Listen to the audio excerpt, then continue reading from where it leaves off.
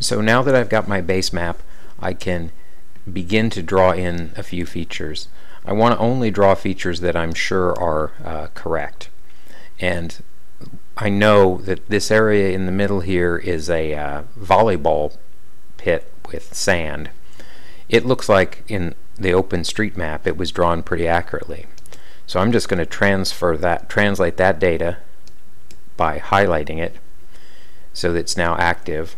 I'm going to select Open Sandy Ground as the feature I want to use, and then I'm going to use switch symbol to turn that into Open Sandy Ground. You need to be careful with the OpenStreetMap data to only bring in data that you're sure is correct.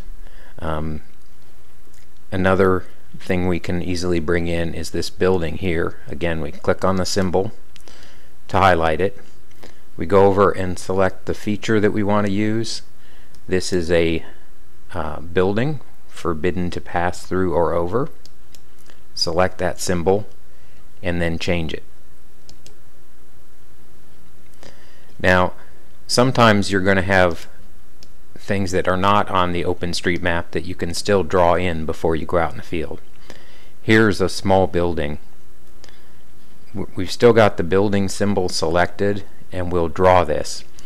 It's a rectangular shaped building, so we select a drawing tool up here called Draw Rectangles, and use the mouse. Then you trace over the shape. When you're done, you click again and it fills in the symbol. A lot of the things you're going to draw are going to be free-form lines. Right here we see a sidewalk. So let's put that in. First we need to select the right symbol. On the right here we've got paved footpath or track, non-urban. Well, this is an urban area, so we're going to use this symbol that is for urban areas.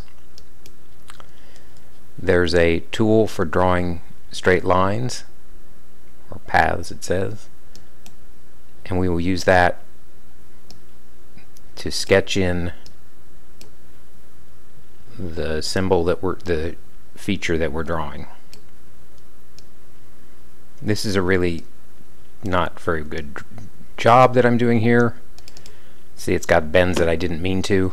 Let's undo that and get it right. Try again.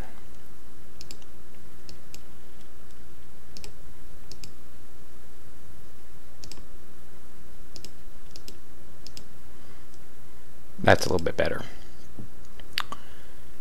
So what we can do before we even go out and field check is draw in some of these symbols that we're sure we're correct about. You really don't want to do too much of that because there can be changes and some of the symbols might be wrong. But you can, depending on the use of the map, you can really do a lot of work without even going out there. Let's add one more. This ball diamond is going to have a fence around it. We can use the OpenStreetMap data that was imported, which is just this gray line.